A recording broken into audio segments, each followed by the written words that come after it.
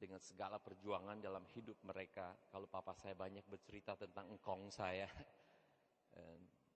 itu sesuatu yang mengharukan, seperti satu warisan yang Tuhan berikan melalui mereka. Kalau kita boleh berada di tempat ini sekarang, karena ada orang terlebih dahulu yang telah mendahului kita dan meluruskan jalan itu. Untuk itu kita patut bersyukur kepada Tuhan seperti momen seperti ini. Artinya Tuhan punya rencana dalam setiap kehidupan kita. Bukan bencana tetapi masa depan yang lebih baik. Saudara aminkan itu saudara. Mari kita sebelum memulai kita berdoa sejenak. Terima kasih ya Tuhan, kalau kami diingatkan betapa Engkau mengasihi, menghormati kami, betapa Engkau begitu respect terhadap kami. Sehingga hidup kami begitu berharga di mata Engkau. Engkau yang telah menuntun leluhur kami datang di negeri ini. Sehingga negeri ini menjadi bagian dari kehidupan kami. Kami tahu Engkau Allah yang berdaulat dalam kehidupan kami. Allah yang memiliki rencana dan kami bukan suatu kebetulan ada di bumi Indonesia ini. Juga kalau kami mempercayakan istri, suami, anak, cucu-cucu kami tahu itu Tuhan suatu kekayaan yang Kau percayakan kepada kami. Tapi seringkali kami kurang begitu menghargai mereka, mengasihi, memberikan hormat kepada mereka. Oleh sebab itu kami ingin belajar sore ini ya Tuhan, yang dimulai dari relasi kami sebagai suami dan istri untuk mengasihi dan menghormati. Juga kami diingatkan untuk kami boleh menghormati orang tua kami yang telah melahirkan kami. Sekaligus kami memohon ampun jika ada sesuatu pikiran, mungkin perkataan yang telah melukai orang tua kami. Jika di antara kami masih ada yang hidup, orang tua kami izinkan kami untuk boleh meminta maaf. Untuk datang, untuk memohon pengampunan. Juga di momen seperti ini ya Tuhan. Karena Engkau yang telah mengampuni kami rindu juga menjadi orang-orang yang siap mengampuni sesama kami.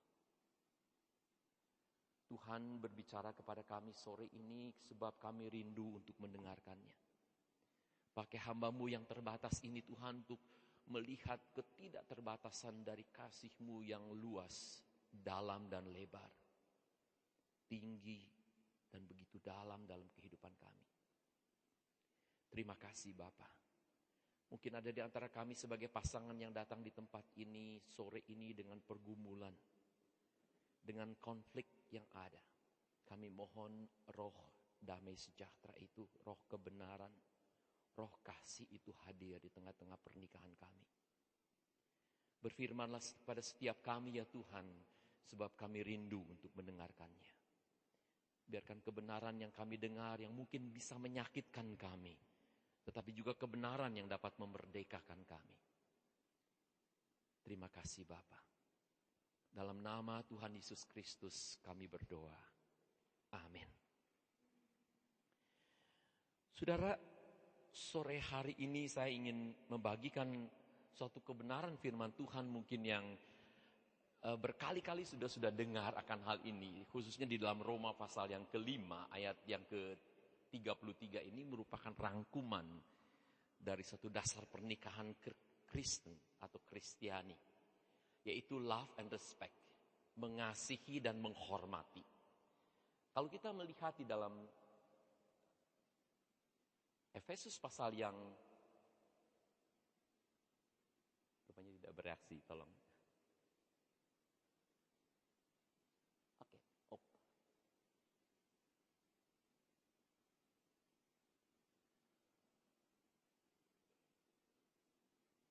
Sudah prinsip dari Alkitab yang sangat sederhana sini, kalau sudah membawa Alkitab saudara dari Efesus pasal 5 ayat yang ke-33.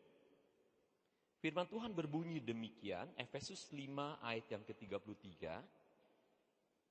Bagaimanapun juga bagi kamu masing-masing berlaku, kasihilah istrimu seperti dirimu sendiri, dan istri hendaklah menghormati suaminya.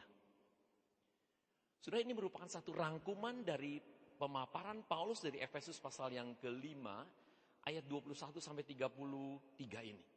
Kalau sudah di situ melihat jumlah ayat yang dipakai, 13 ayat, 8 ayat dikatakan untuk laki-laki dan 3 ayat untuk wanita.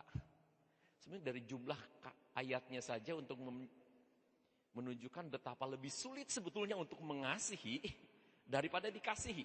Kadang-kadang saya kalau membuka bagian ini rasanya Tuhan nggak fair nih. Kok jumlah ayatnya untuk laki-laki lebih banyak gitu daripada untuk perempuan, untuk istri. 3 kali dikatakan istri tunduk harus kepada suami, tapi 3 kali dikatakan juga suami hendaknya mengasihi istri. Yang lebih berat bagi saya itu adalah mengasihi sebagai jemaat, mengasihi Kristus, mengasihi jemaatnya. Kalau Kristus mengasihi jemaatnya, yang dikasihi itu bukan sesuatu yang layak untuk dikasihi. Tetapi toh dia mengasihinya. Dia mengambil tekad untuk mengasihinya. Nah, dasar inilah yang dipakai menjadi dasar pernikahan. Di mana suami hendaknya mengasihi istri, istri hendaknya menghormati suami. Sudah menarik sekali menurut penelitian yang baru-baru ini dari Emerson Angerich. Meskipun kita semua di sini katakan membutuhkan kedua-duanya, kasih dan hormat, tetapi pada saat konflik terjadi dalam pernikahan, istri dan suami memiliki kebutuhan yang berbeda. Ya. Kira-kira sudah pada saat konflik terjadi, kalau ada pertanyaan ini sore ini kepada saudara, seringkali suami merasakan tidak dikasihi atau merasa tidak dihormati. Siapa yang mengatakan dari suami, saya merasa tidak dihormati pada saat terjadi konflik dengan istri? Atau sebaliknya bertanya. Pada saat terjadi konflik antara suami dan istri lebih merasakan tidak dihormati atau tidak dikasihi? Siapa yang mengatakan merasa tidak dihormati? Orang Makassar agak sedikit malu-malu rupanya. Menarik sekali saudara. Emerson Angerich ini mengadakan penelitian. Dikatakan dari 7.000 orang, ya, ditanya jika saudara sedang konflik dengan pasangan, apakah saudara merasa tidak dikasihi atau tidak dihormati? Sudah menaik 83% pria mengatakan saya merasa tidak dihormati. Dan 73% mengatakan istri tidak dikasihi. Walaupun kita tahu dikasihi dan dihormati dua-duanya tidak ada tempat untuk keegoisme, tapi kebutuhan kita berbeda. Nah, dari perbedaan kebutuhan inilah sebetulnya saya rindukan sudah sadar akan kebutuhan yang berbeda tadi. Tentunya menjawab kebutuhan tadi berbeda dengan cara kita sebagai laki, berbeda dengan cara kita sebagai wanita. Ya. Jadi kembali di sini penelitian membuktikan pada saat konflik terjadi, suami paling sering bereaksi ketika dia tidak merasa dihormati. Jadi reaktif sekali pada momen dia merasa tidak dihormati. Sebaliknya istri bereaksi merasa tidak dikasihi. Saudara, kalau saudara bisa menangkap bagian ini, kebenaran firman Tuhan ini dan mempraktekannya, saya yakin sudah memiliki skill di dalam mengatasi konflik yang terjadi. Karena ini dasar sikap hati atau attitude, bahasa Inggrisnya mungkin. Kita akan melihat bukan hanya sekedar skill mengatasi konflik, tetapi kalau dasar hati kita adalah kasih, dasar hati kita adalah siap untuk menghormati, tidak ada tempat untuk keegoisme di situ. Ya. Sudah menarik sekali, pada saat relasi suami istri oke saja, sebetulnya kita melihat di sini istri merasa dikasihi, suami juga merasa dihormati. Ya. Tetapi pada saat terjadi konflik, istri merasa tidak dikasihi. Ketika dia mau sudah dikasih, dia melihat hatinya demikian. Ya. Sebaliknya suami merasa tidak dihormati. Istri saya yang pilih ini, saudara. Laki punya pulaunya sendiri. Di sini ada pulau, jadi mudah sekali pulang. Ternyata menarik sekali reaksi pria pada umumnya. Dalam bahasa Inggris dikatakan flight or fight. Kalau tidak melarikan diri, dia melawan. Tapi kecenderungan untuk melarikan diri. Sehingga ada satu buku dari Larry Crabb yang mengatakan Silence of Adam. Laki-laki yang membisu. Itu diawali dari Kejadian pasal yang ketiga. Di situ ketika Hawa dicobai, Adam hadir di situ. Tetapi dia tidak mengeluarkan satu patah kata pun. Melalui buku ini atau banyak para komentator atau penafsir mengatakan, inilah yang menyebabkan satu bencana yang universal di dunia ini. Ketika pria sebetulnya harus berbicara, dia tidak berbicara apa-apa. Karena Adam pertama yang tahu peraturan itu, bahwa buah pengetahuan yang baik dan benar itu tidak boleh dimakan. Tetapi dia tidak melarang istrinya. Bahkan setelah istrinya memberi, dia berkata menyalahkan itu tuh istri yang kamu beri kepada aku. Lalu istri menyerahkan juga kepada ular, begitu ya. Ternyata masalah yang begitu, di bahasa Sundanya zaman baheula gitu ya. Dari dulunya seperti itu sampai sekarang ini. Itu pengaruh besar sekali pada pria. Kalau saya mengadakan statistik sekarang bertanya berapa banyak pria pada saat konflik ketika dia tidak merasa dihormati, dia menutup mulut atau pergi meninggalkan rumah. Sudah bisa bayangkan apa yang terjadi kalau saudara meninggalkan rumah ketika konflik? Suasana rumah itu, kira-kira beritanya apa yang dibaca oleh anak kita ketika papa konflik dengan mama, lalu papa tiba-tiba pergi atau membisu. Membisu setengah jam, 1 jam, satu hal. Tapi bisa ada yang 1 minggu, ada yang 2 minggu, ada yang ngomong lagi bahkan meninggalkan rumah. Artinya rumah ini tidak aman. Setiap saat papa bisa tinggalkan rumah ini. Artinya harus ada cara lain di dalam mengatasi konflik ini. Bagaimana momen supaya kita bisa berbicara, tapi berbicara dengan baik tentunya. Nanti di dalam bagian kedua kita akan belajar bagian hal ini. Saudara, kita menghadapi kesulitan. Laki, perempuan banyak bicara itu satu hal. Tapi kalau laki banyak bicara, sulit untuk bisa diterima. Makanya kita lebih cenderung untuk cool, untuk tidak terlalu banyak bicara pada umumnya laki. Tetapi pada saat momen saya harus berbicara, tapi saya tidak berbicara, itu justru yang menurut saya berbahaya. Kalau saya membisu tidak mengatakan, apa artinya? Itu mungkin kita perlu berdiskusi tentang akan hal itu di antara bapak-bapak kalau kita sempat untuk berjumpa. Tetapi seringkali inilah yang merupakan reaksi tadi pada saat terjadinya konflik. Kita ingin kembali kepada kebenaran firman Tuhan, kembali Efesus pasal yang ketiga, pasal 5 ayat 33 ini. Bagaimanapun juga bagi kamu masing-masing, artinya masing-masing bertanggung jawab untuk reaksinya. Masing-masing bertanggung jawab untuk apa yang dia rasakan. Sudah setiap kita memiliki tanggung jawab bagaimana kita bereaksi, kita bisa mengontrolnya. Kita tidak bisa mengontrol pasangan kita reaksinya seperti apa. Tetapi kita bisa mengontrol perasaan kita dan pikiran kita. Dasar prinsip Alkitab ini juga diberikan dengan beberapa ayat yang lain yang Paulus tulis, yaitu dari Kolose pasal 3 ayat 19 dikatakan, hei suami-suami kasihilah istrimu, betul agape di sini, bukan eros, bukan phileo, tapi agape, satu keputusan untuk mengasihi. Walaupun mungkin pasangan kita saat itu sulit untuk kita kasihi, perasaannya tidak layak untuk dikasihi karena mungkin kecerewetannya mungkin, atau dia ngomelnya, tetapi saya mengambil keputusan untuk mengasihi. Dan janganlah berlaku kasar, kesal, atau jengkel terhadap dunia. Menurut saya kasar merupakan bagian daripada pria juga, yang kita dengan fisik yang Tuhan berikan kadang lebih kuat, lebih mudah kita untuk mempergunakan fisik kita. Alkitab sangat melarang akan hal ini. Ya.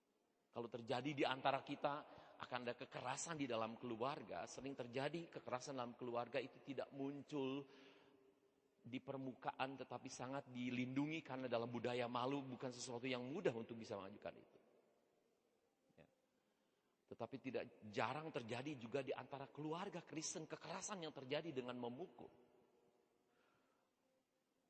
Abuse terjadi, pelecehan terjadi bukan hanya sekedar memukul, tapi juga dengan kata-kata, verbal abuse. Itu bisa menghancurkan seseorang. Bahkan sexual abuse, mengabuse secara seksual, melihat istri sebagai objek saja.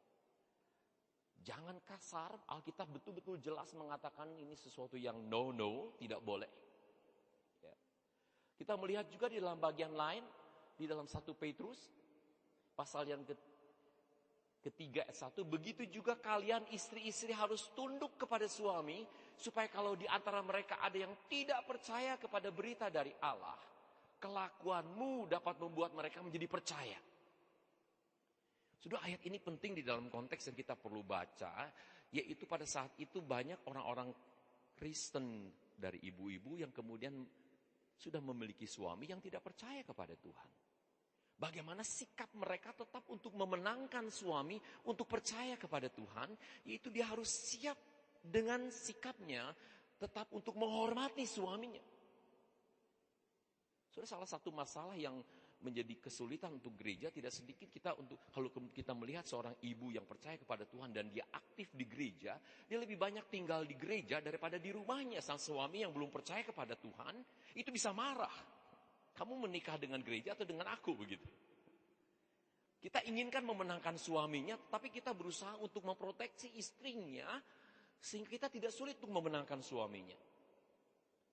Kita harus belajar untuk tunduk kepada suaminya, dengan tujuan betul-betul dengan perilakunya bisa memenangkan suaminya. Hal yang lain kalau suaminya abuse atau melecehkan dia, itu satu hal yang lain. Tetapi keteladanan dia sebagai seorang istri yang betul-betul menghormati suami, mengayomi anak-anak, dia harus tanggung jawab itu menjadi bagian dari kehidupan yang utama sebelum mungkin pelayanan di gereja saat itu. Ya. Salah satu masalah juga di Jepang, para misioneri menceritakan memenangkan banyak istri-istri orang Jepang, tapi sulit sekali memenangkan suaminya. Mereka aktivis-aktivis di gereja, tetapi mereka tidak memainkan peran sebagai seorang istri yang menghormati suaminya. Yang betul-betul untuk melakukan bagian yang dia harus tanggung jawab yang mereka harus lakukan sebagai seorang istri. Ya. Mungkin nanti kalau kita berbicara bagian ini sudah bisa di dalam diskusi pertanyaan-pertanyaan kita nanti. Saudara, apa dari Emerson Eggerichs ini melihat dari masalah yang terjadi? Seringkali saudara, kalau masing-masing tidak melakukan bagiannya, tadi kita melihat dari gambaran yang pertama ketika terjadi cekcok atau konflik suami dan istri tidak merasa dikasihi. Dengan dia tidak merasa dikasihi, dia bereaksi tidak menghormati suami. Sebaliknya suami juga ketika dia merasa tidak dihormati, dia tidak mengasihi istri. Artinya itulah natur manusia ketika kita mengalami sesuatu perilaku yang negatif dari pasangan kita, kita pun bersikap negatif juga melawan dia. Ya. Jadi ketika kita bereaksi ketika kita tidak dihormati oleh suami, kita memperlakukan istri tidak mengasihi dia. Sebaliknya istri pun demikian. Tapi dengan harapan di balik itu, kalau kita melakukan yang negatif, kita bisa menimbulkan reaksi yang positif daripada suami atau daripada istri kita. Dan itu tidak terjadi. Alkitab mengatakan masing-masing harus melakukan bagiannya. Ya. Kita akan kembali pada hal yang praktis akan hal ini. Tapi itu yang sering terjadi oleh sebab itu disebut the crisis cycle. Satu lingkaran setan yang sering terjadi dalam konflik. Dia tidak mengasihi, saya tidak menghormati dia. Bagaimana saya bisa menghormati dia kalau dia tidak mengasihi saya? Dan kita harapkan dia mengasihi saya supaya saya bisa menghormati dia. Atau sebaliknya. Dan ini tidak terjadi. Oleh sebab itu untuk memutuskan cycle ini harus ada cara yang lain. Sejauh mana saudara menyadari adanya lingkaran setan tadi boleh katakan. Tidak mengasihi, tidak menghormati, tidak merasa dikasihi, dihormati. Demikian pun sering terjadi di sini. Ya. Saya ingin saudara sejenak untuk memikirkan di antara pasangan. Saudara di sini bisa berdekatan satu dengan yang lain. Mungkin sudah bisa mengatakan dalam hal ini saya tidak merasa dikasihi, dalam hal ini saya tidak merasa dihormati. Berani sudah mengungkapkan itu pada pasangan? Mungkin sampai saat ini dia tidak tahu, mungkin dengan perilaku saya kadang-kadang dari komunikasi saya yang tanpa kata-kata, saya sudah merasa saya tidak merasa dikasihi oleh dia. Atau dengan kata-kata yang diungkapkan yang menyakitkan saya, tapi belum pernah saya mengungkapkan itu.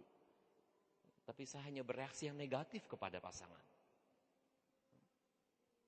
Saudara, mungkin sudah berpendapat pernikahan sudah dalam keadaan seperti lingkaran setan tadi. Sebenarnya sekaranglah kesempatan sebetulnya untuk saudara menyadari. Saya rasa tidak ada satu hadiah yang luar biasa untuk Cynthia ini. Kalau sudah mulai belajar, apa yang dapat saya lakukan untuk istri saya lebih merasa dikasihi?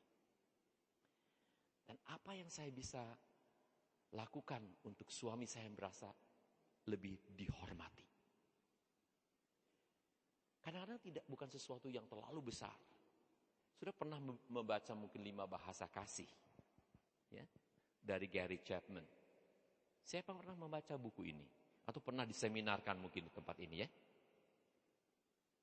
Boleh saya tahu kira-kira berapa banyak yang pernah membaca buku 5 bahasa kasih?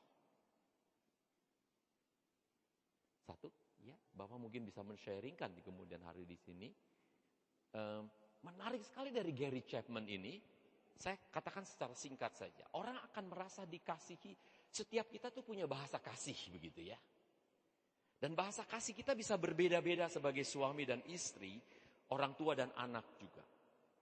Kalau bahasa kasih saya itu adalah pemberian, ketika istri saya memberi sesuatu, saya merasa dikasihi. Kalau dia memberi saya sesuatu. Memberi bukan sesuatu yang lebih besar, yang besar pemberiannya, tapi mungkin dia berikan kue tiaw untuk saya. Tapi kalau bagi saya, atau kartu tulisan kecil, tapi di balik pemberian itu ada ingatan, ada pikiran kepada saya. Kalau bahasa kasih saya ada pemberian, saya akan merasa dikasihi ketika orang memberikan sesuatu kepada saya. Itu yang pertama dikatakan. Yang kedua, bahasa kasih itu bisa berupa pujian, kata-kata. Kalau seorang mengucapkan terima kasih, atau saya bangga kamu punya suami yang bekerja dengan begitu giat membiayai kita. Kalau bahasa kasih saya adalah kata-kata, saya akan merasa dikasihi ketika orang mengucapkan terima kasih. Ketika orang memberikan pujian kepada saya. Itu yang kedua. Yang ketiga, bahasa kasih itu bisa berupa di sini kualitas waktu. Kalau bahasa kasih saya adalah kualitas waktu, ketika pasangan memberikan waktu kepada saya untuk mendengarkan saya, untuk shopping, walaupun mungkin tidak mungkin, tapi bersama-sama lakukan. Ketika saya mengambil waktu itu, pasangan merasa dikasihi. Atau saya merasa dikasihi kalau dia mengambil waktu untuk saya. Ya. Itu yang ketiga. Yang keempat, bahasa kasih itu bisa berupa pelayanan. Tadi kalau bahasa pelayanan saya ketika Injil Herman memberikan minum kepada saya merasa dikasihi ketika dia memperhatikan. Bukan pemberiannya, tapi dia melayani saya. Ya. Yang kelima, bahasa kasih itu bisa berupa di sini sentuhan. Kalau saya disentuh, saya merasa dikasihi. Jabatan tangan, rangkulan, di pundak di sini. Ya, itu saya bisa merasa dikasihi. Sentuhan itu sangat powerful sekali. Ya. Itu pernah diadakan diselidiki itu betapa kuatnya sentuhan. Kalau sudah melihat di Las Vegas itu orang main loret begitu, ya. Kan biasa laki yang main, di belakang itu ada perempuan cantik. Ya. Dikatakan di situ kalau perempuan itu memegang pundaknya laki-laki. Laki itu akan lebih berani mainnya. Bukan di kepalanya ataupun di belakangnya, tapi hanya pundaknya saja. Kalau sudah lihat itu yang klasik sekali, ya yang sering. Bukan dari kecantikan perempuan, tapi sentuhan dari perempuan ini. Artinya saudara memiliki power yang luar biasa. Saya ingin katakan, kalau anak sudah memiliki bahasa kasih, pada umumnya anak-anak kita memiliki bahasa kasih sentuhan. Lain sudah remaja mungkin meningkat yang perempuan hal lain. Ya. Sudah bisa berikan HP yang bagus, sudah berikan penghargaan kepada dia, tetapi dia belum pernah merasa disentuh, belum pernah merasa dirangkul. Dia tidak akan merasa dikasihi. Nah, di dalam buku Gary Chapman ini ada tesnya. Jadi setiap saudara bisa melihat mana sebetulnya yang menjadi bahasa kasih sayang utama. Dari 5 itu pasti ada 1 atau 2 yang paling utama. Saya yang paling merasa dikasihi kalau dia memberikan waktu, dia memberikan sentuhan mungkin, atau dia memberikan di sini pelayanan, atau memberikan pujian di sini, atau di sini memberikan di sini satu pujian dorongan dengan kata-kata, atau dengan sentuhan. Sudah coba bicarakan sebentar dengan pasangan saudara. Saya paling merasa dikasihi kalau kamu. Boleh? Saya minta waktu 2-3 menit saja untuk sudah bicarakan antara pasangan. Saya paling merasa dikasihi kalau kamu mengatakan atau memberi waktu, melayani, menyentuh saya. Oke? Atau memberikan pujian. Silakan, saudara ambil waktu sebentar. Berdua eksklusif. Aku merasa dikasihi kalau kamu. Sebaliknya, istri. Oke.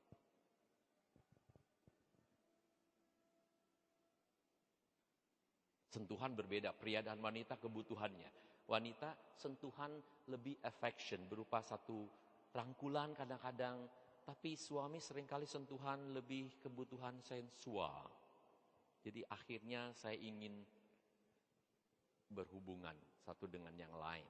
Padahal istri mungkin hanya ingin dikadal saja, mungkin hanya ingin dirangkul saja. Kebutuhan berbeda sentuhan tentunya tadi. Tapi sudah bicarakan. Oke? Silakan. Saya yakin sudah melakukan itu, cuma tidak diungkapkan dengan kata-kata. Coba katakan supaya pasangan kita tahu. Karena pasangan kita tidak maha tahu, saudara. Tuhan saja yang maha tahu. Pasangan kita tidak tahu, oleh sebab itu sudah harus beritahukan. Tidak perlu malu-malu, ini istri saudara, ini suami saudara. Silakan. Kalau perlu bisikin aja. Aku senang kalau kamu.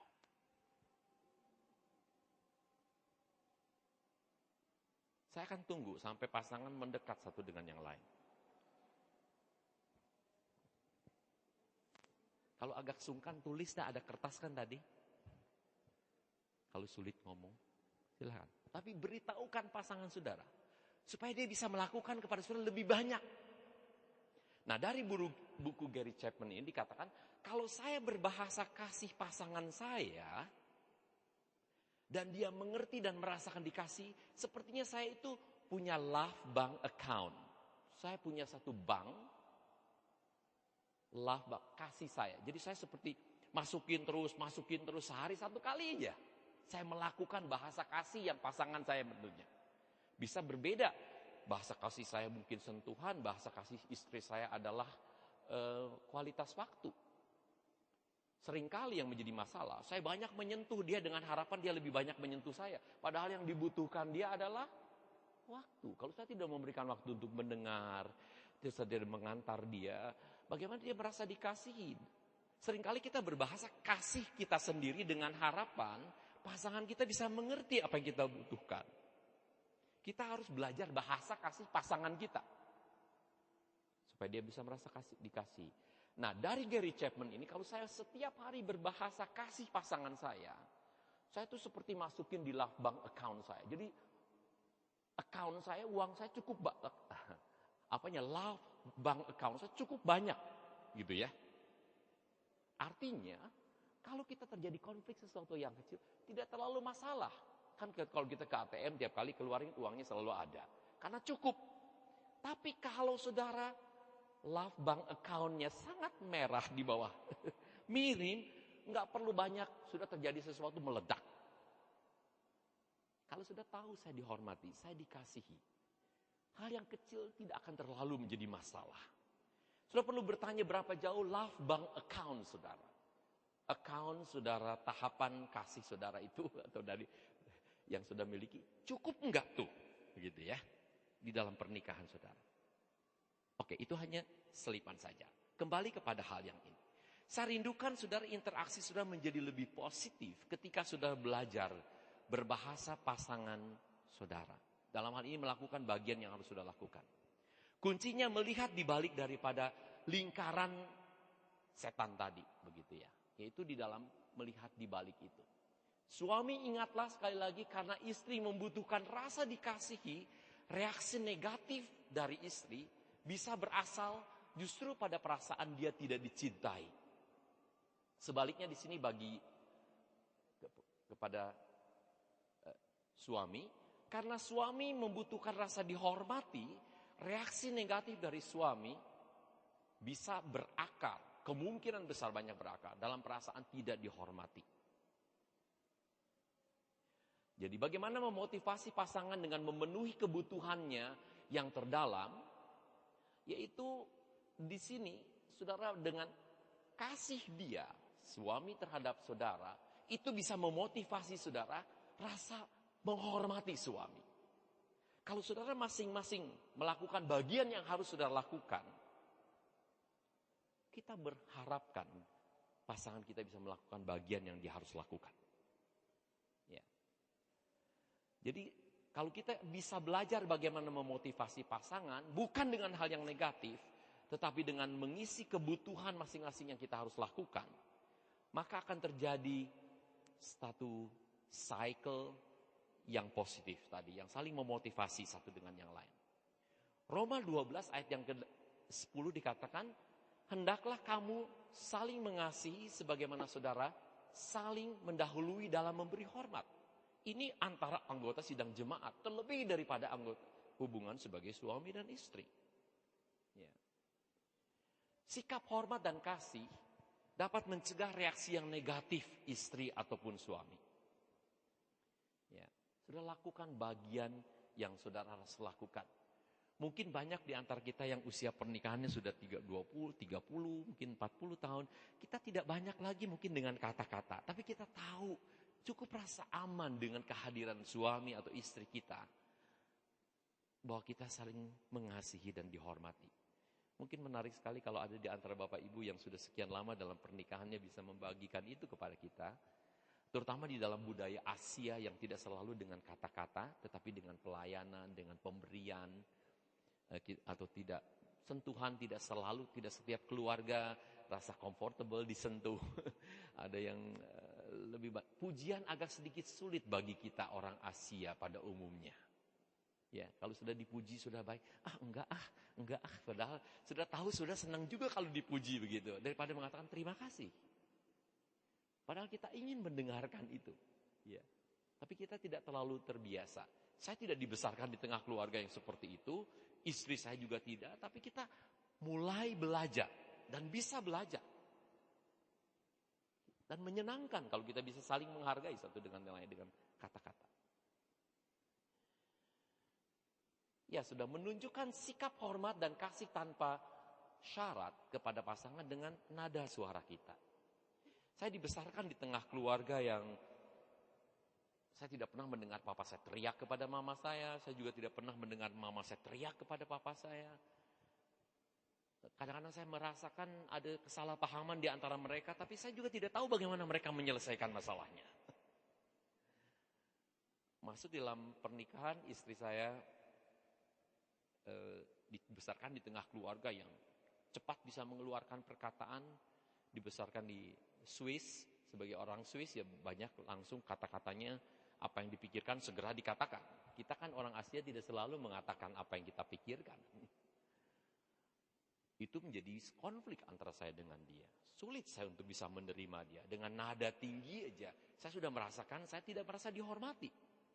Karena saya tidak pernah mendengarkan suara yang nada tinggi dari orang tua saya contohnya. Tapi bukan berarti marah. Sudah mungkin kalau orang Jawa menikah dengan orang Batak bisa keras sekali suaranya, bukan berarti marah, tapi itu cara mereka berbicara. Jadi bisa dengan nada itu kita mulai tersinggung begitu. Nah, bagaimana sudah melihat pasangan saudara yang seperti ini dan bukan yang lain, harus sudah mencoba juga mengatur nada saudara berbicara. Ya. Saya dibesarkan di Bandung, orang Sunda, halus begitu ya, tapi kadang-kadang nggak tahu apa yang dia pikirkan. senyum, gitu ya. Tapi sulit juga ditebak gitu. Apa sih yang dipikirin begitu? Itu bisa membuat juga kita jadi curiga gitu kepada pasangan kita. Raut muka menentukan, saudara, bagaimana saya memberikan istilah. Ya. Banyak yang melalui raut muka sudah menampakkan sudah tidak menghormati, sudah tidak mengasihi dia. Kata-kata yang tepat yang dipakai. Sudah bisa belajar. Mungkin kesempatan lain kita ingin belajar untuk mengenai bagaimana terampil untuk bicara dan cermat untuk mendengar. Sehingga seorang seperti Norman Wright, seorang pakar di dalam pernikahan mengatakan yang menjadi masalah di dalam pernikahan bukanlah keuangan, bukanlah pendidikan anak, bukanlah seks, tetapi komunikasi. Komunikasi. Bagaimana saya bisa mengungkapkan dengan benar, dengan baik, dan bisa mendengarkan juga dengan menyimak dengan cermat. Ya. Sudah sikap dasar kasih dan hormat terwujud juga dalam pengertian dan pengampunan. Pengertian artinya aku berusaha untuk aku mengerti ini tidak mudah contohnya. Ya. Atau dengan pengampunan aku minta maaf untuk sikapku ini. Sudah permintaan maaf di dalam setiap pasangan bisa berbeda-beda. Ada pasangan yang terlalu mudah kata, sorry ya. Lalu istrinya kata, sorry untuk apa? Kadang-kadang lebih baik kalau kita, maaf ya, perkataan aku yang menyakitkan kamu. Maaf ya, tadi aku lupa. Kalau perlu kita dengar sekali lagi kesalahan yang kita lakukan. Kalau betul-betul kita minta maaf. Jangan sorry ya. Seolah-olah begitu. Kadang sulit untuk bagi pasangan untuk bisa menerima betul-betul sorry enggak betul-betul ya. Enggak setiap pasangan bisa mengerti bahasa permintaan maaf kita. Ada pasangan yang baru dia merasakan dia betul-betul menyesali kalau betul-betul sampai pahit. Minta maaf, sorry. Gini ya. Kalau itu bahasanya maka sudah harus pakai seperti itu. Tapi kalau ada yang mengatakan, enggak mengatakan apa-apa. Tapi kembali lagi dia masakin, dia lagi itu merupakan tanda dia meminta maaf. It's okay. Bisa saja. Yang penting pasangan bisa mengerti satu dengan yang lain bahwa itu sungguh-sungguh permintaan maaf. Bukan basa-basi. Coba saudara tanyakan kepada pasangan, kadang-kadang ada yang membutuhkan, bisa terjadi mungkin kita kesalahan dan kita menyesalinya. Lalu kita harus mengatakan kalimat seperti ini, apa yang menolong bahwa kamu tahu bahwa aku sungguh-sungguh menyesali, apa yang aku harus lakukan?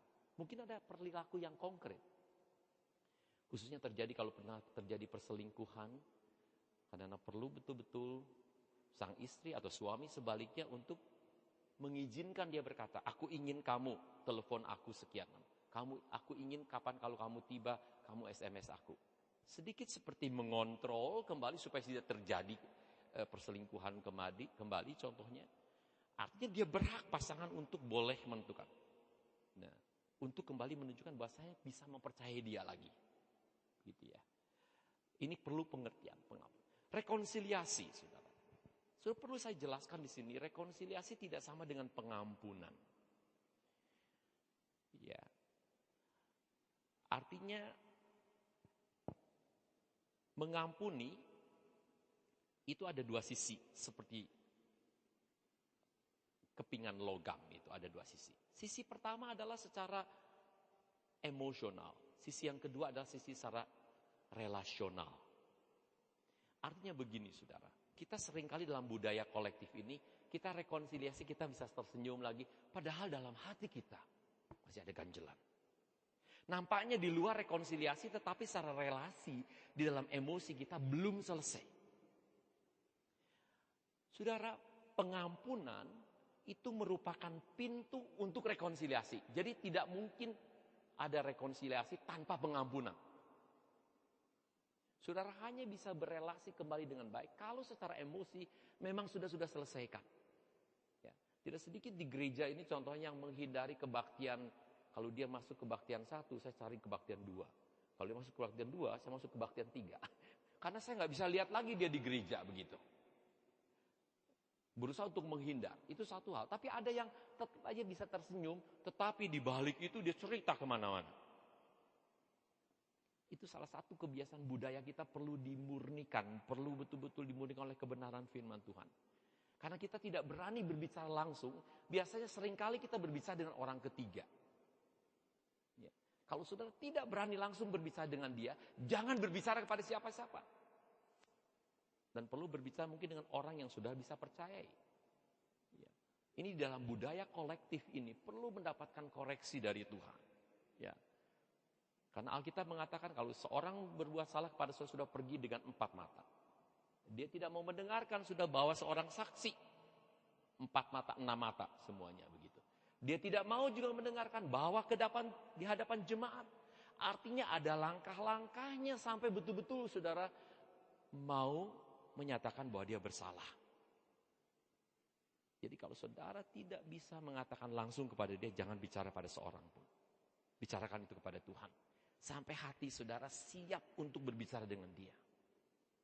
Saudara perlu Tuhan melembutkan hati kita untuk kita bisa datang kepada dia. Saudara, saya ingin saudara untuk membicarakan satu dengan yang lain pada bagian ini. Kita ingin belajar dari pengalaman dan mengintrospeksi diri saudara.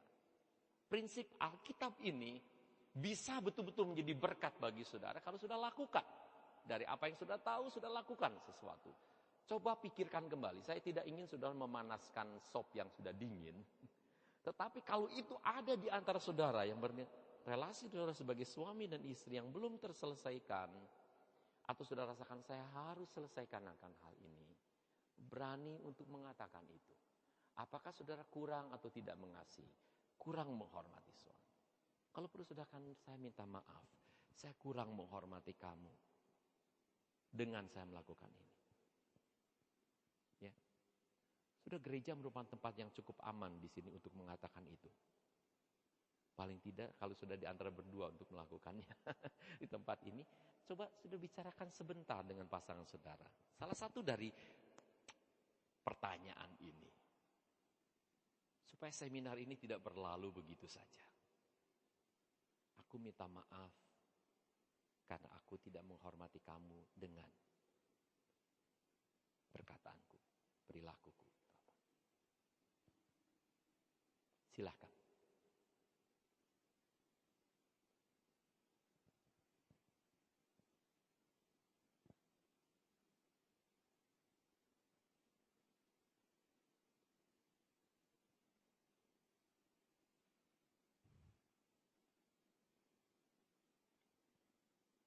Saya minta mungkin organis untuk memainkan satu pujian, sementara beberapa pasangan ini saling berbisik satu dengan yang lain. Ada organis yang memainkan pujian, tolong.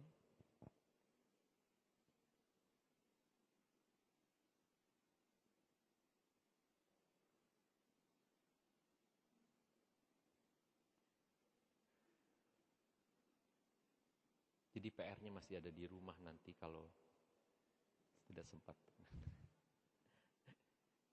Silakan saudara untuk mengatakan. Saya berikan beberapa menit. Atau ada yang menggantikan yang lain. Oke. Terima kasih. Terima kasih. Salah satu tanda kasih juga. Untuk bisa berbicara tetap dengan istri. Atau untuk tidak menghindari untuk tidak berbicara. Silakan. Ambil waktu untuk sudah bisa berbicara satu dengan yang lain.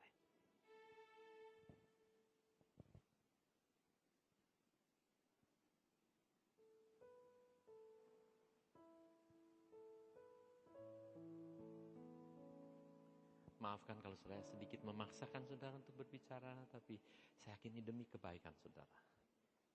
Sebagai suami dan istri itu boleh mendengarkan kebenaran. Yang kebenaran ini akan memerdekakan saudara dalam relasi saudara satu dengan yang lain. Katakan, saya minta maaf untuk hal ini. Sudah momen seperti Cynthia seperti ini. Satu momen yang saya betul-betul mengkondisikan kita untuk say sorry, untuk saya minta maaf untuk bagian yang saya lakukan.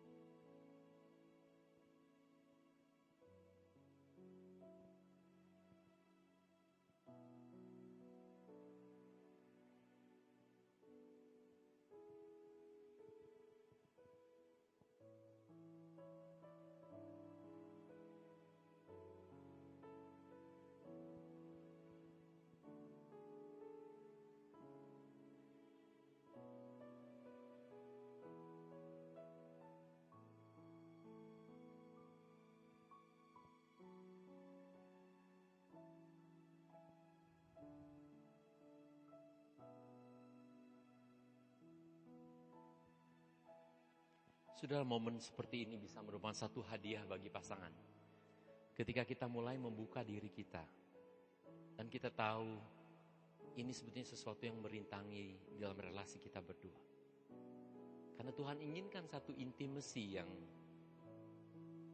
betul-betul kita bisa menikmati di dalam hidup ini. Oleh sebab itu Tuhan memberikan istri, suami yang seperti ini dan bukan yang lain. Untuk kita bisa belajar. Di dalam kehidupan ini kita harus boleh bertumbuh di dalam kasih kita, dalam kita saling menghormati satu dengan yang lain. Saya rindu sudah bisa melanjutkan lebih kembali di kafe atau mungkin di tepi pantai di sini. Seperti dulu ketika sudah berpacaran, banyak dating sudah mencari waktu untuk selalu dan tidak ingat waktu waktu kita pacaran. Sekarang waktu itu pun sudah harus harus jadwalkan di tengah kesibukan saudara. Sebab kembali bisa merasakan nyambung lagi sebagai suami dan istri. Saya yakin sudah ini akan menjadi warisan juga bagi anak-anak saudara kalau melihat papa dan mama satu dengan yang lain hidup rukun satu dengan yang lain. Terima kasih, teman-teman. Saudara, apakah sudah bersedia untuk menerapkan suatu pola yang baru untuk betul-betul memutuskan lingkaran setan tadi yang sering terjadi? Saya rindukan sudah bisa melakukan satu komitmen yang baru. Saya ingin ada satu perubahan, oleh sebab itu siap untuk memikirkan pola ini yang apa yang terjadi di tengah pernikahan kita supaya tidak bisa harus berputar-putar. Ya. Sudah kesimpulan di dalam sesi pertama ini dengan mengatasi konflik dalam pernikahan melalui cara Allah mengasihi dan menghormati, kita bisa menghentikan lingkaran setan tadi, crazy cycle tadi. Kedua, memberikan kasih dan hormat bisa menghidupkan kembali suatu relasi yang sudah dingin. Sudah mungkin sebagian sudah masih memiliki anak yang masih kecil, faktor stresnya cukup tinggi. Maksudnya dua-duanya mungkin bekerja, anak membutuhkan perhatian kita, sehingga kita tidak lagi mendekat sebagai suami dan istri. Tapi ada sebagian mungkin yang anaknya sudah lebih besar, sudah kembali hanya tinggal, sudah berdua. Bukankah itu sebetulnya satu permulaan yang baru untuk dating kembali, untuk kencan kembali sebagai pasangan. Kita mungkin sudah lupa untuk berpacaran kembali. Ya. Mungkin momennya di sini juga untuk sudah bisa kembali suatu hal yang baru belajar. Jika konflik mulai memanas, kita dapat menghentikan kecenderungan untuk tidak mengasihi dan menghormati. Sudah ingin ingat, ini cenderungan natur alami sekali di dalam manusia yang berdosa. Gigi ganti gigi, mata ganti mata. Dia tidak mengasihi saya juga tidak akan menghormati dia. Dia tidak menghormati saya juga tidak akan mengasihi dia. Tapi Alkitab tidak berkata demikian. Lakukan masing-masing bagiannya. Bagian tanggung jawab saya adalah mengasihi sebagai suami. Tanggung jawab istri saya adalah menghormati. Saya tidak bisa memaksa dia untuk menghormati, tetapi saya bisa melakukan saya untuk mengasihi. Reaksi dia mungkin ketika saya mengasihi dia tidak menghormati, tanggung jawab dia kepada Tuhan. Tanggung jawab saudara kepada Tuhan sudah mengasihinya. Tanggung jawab istri juga untuk menghormati suami. Saya tidak bisa mengatakan kalau kamu tidak mengasihi aku tidak akan menghormati kamu. Tidak, tanggung jawab saya adalah menghormati. Itu bagian yang harus saya lakukan. Dan saya harus bertanggung jawabkan di hadapan Tuhan. Untuk itu. Saudara, bagaimana komitmen saudara? Saya mau mengasihi dia. Saya mau menghormati dia. Kalau sudah mulai melakukan tekad saudara di sini, melakukan bagiannya ini, saya yakin karena sudah taat kepada kebenaran firman Tuhan ini, Tuhan akan membackup saudara dari janji. Tuhan akan memberikan kekuatan untuk terus mengasihi. Walaupun kita rasakan dia menyebalkan saya. Tetap saya ingin menghormati dia walaupun mungkin dia tidak mengasihi seperti yang saya nantikan. Tapi relasi sudah dengan Tuhan akan memberikan kekuatan untuk sudah bisa melakukannya. Sudah kembali kepada prinsip kebenaran firman Tuhan ini, Tuhan akan memberkati saudara. Di mana relasi tadi, love and respect, terjadi kembali. Sudah saya ingin memberikan waktu untuk sudah bertanya di dalam bagian ini. Bagian berikutnya tidak akan terlalu panjang, saya akan memberikan tips kepada saudara yang praktis, yang sudah bisa lakukan. Saya tidak akan melebihi dari jam mungkin Saya janji kepada saudara 5 menit lebih. Terus kalau sudah pertanyaan mungkin ada 5 atau 10 menit. Kemudian jam 9 kurang seperempat, paling terlambat saya akan berhenti. Okay? Supaya saudara juga ada kesempatan setelah itu mungkin pergi ke kafe hanya berdua. Tidak langsung pulang ke rumah. Sudah pula ada waktu mungkin untuk dating sekali. Ya. Mungkin perlu saudara mungkin bertanya lagi pada istri kita, waktu kenalan dulu kamu pakai pakaian apa ya pertama kali aku lihat kamu? Atau ciuman pertama kita di mana gitu ya? Hanya berdua saudara kan. Kembali saudara untuk betul-betul mengingat kembali bagaimana awal dalam persahabatan saudara. Karena itu akan menjadi pelekat-pelekat di dalam relasi saudara yang membuat saudara bisa berada sampai saat ini. Karena sesuatu yang telah saudara mulai tadi yang dalam berjalannya waktu kehilangan. Di mana ya itu tadi? Yang dahulunya kita mencari kedekatan satu dengan yang lain. Banyak hal yang lain diprioritaskan dalam hidup ini. Ternyata hal yang dahulu yang kita menjadi dasar persahabatan pernikahan ini kehilangan begitu. Ya, termasuk gembala sidangnya di sini Pak Im di sini, istri juga tidak terlalu menjauh mendekati suami begitu di sini. Itu boleh. Maaf Kak. Terima kasih. Silakan kalau ada pertanyaan mungkin secara spontan di dalam konsep love and respect ini, mencintai dan menghormati. Makasih Pak Im. Silakan, mungkin ada dari saudara ingin bertanya.